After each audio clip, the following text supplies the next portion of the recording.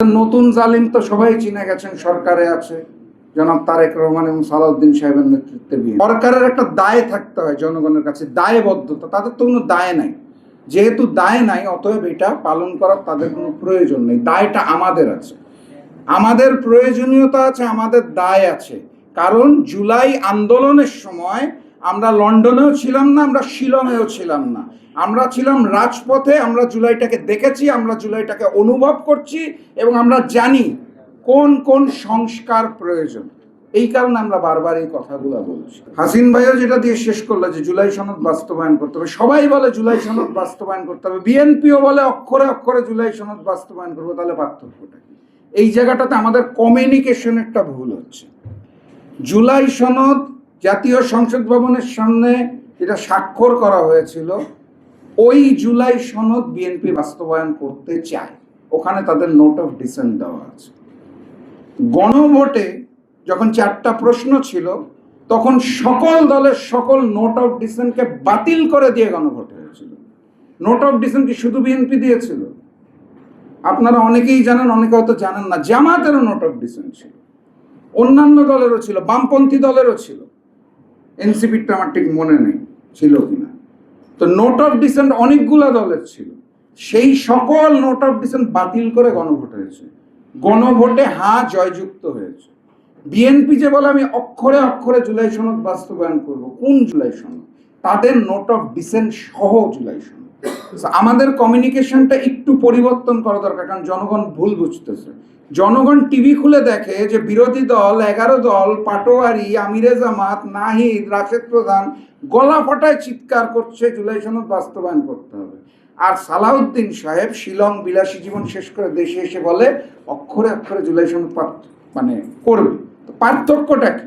পার্থক্য হচ্ছে গণভোটের গণরায় যেটা আসছে ওটাকে বাস্তবায়ন করতে হবে, গণরায়ের আলোকে জুলাই সনদটা বাস্তবায়ন করতে হবে। ওই সংসদ ভবনের সামনে হাসি দিয়ে যে সাইন করেছিলাম নোট অফ ডিসেন্ট সহ, ওই জুলাই সনদ বাস্তবায়ন করলে কোনো সংস্কার হবে না, কারণ বিএনপি মূল সংস্কারের জায়গাগুলোতে নোট অফ ডিসেন্ট দিয়ে রেখেছে।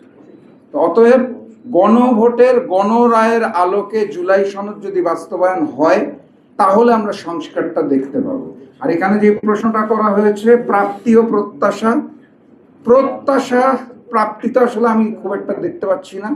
প্রত্যাশা যেটা, সেটা সরকারের কাছে নাই, জনগণের কাছে আছে।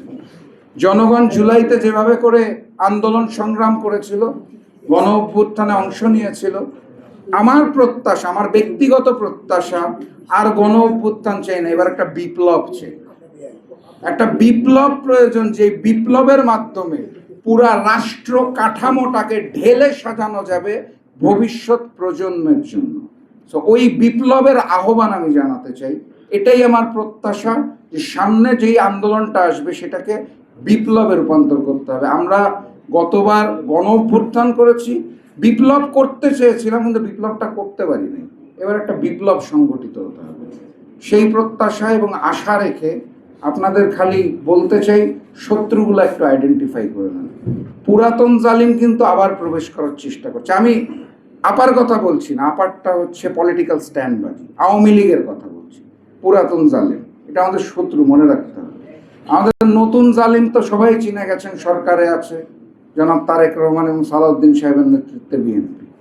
আর আরেকটা শত্রু আমরা মাঝে মাঝে ভুলে যাই, অনেক রঙ্গে রসে ভরপুর সিনেমা গান বাজনা দেখে টেকে ভুলে যাই আমাদের একটা চিরশত্রু আছে, তার নাম হচ্ছে হিন্দুস্তান। এটা ভুলে যান না, পিছন থেকে তারাই সব শয়তানিগুলো। সেটা আওয়ামী লীগকে দিয়ে খেলা আর বিএনপিকে দিয়ে খেলা। মূল খেলাটা খেলতে চায় তারা দিল্লি থেকে বসে। এই 3টা শত্রুকে একটু মাথায় রেখেন, কারণ সামনের যুদ্ধটা এই ত্রিমুখী শত্রুর বিরুদ্ধে লড়তে হবে, সেই লড়াইয়ে জিততে হবে। সবাইকে অসংখ্য ধন্যবাদ।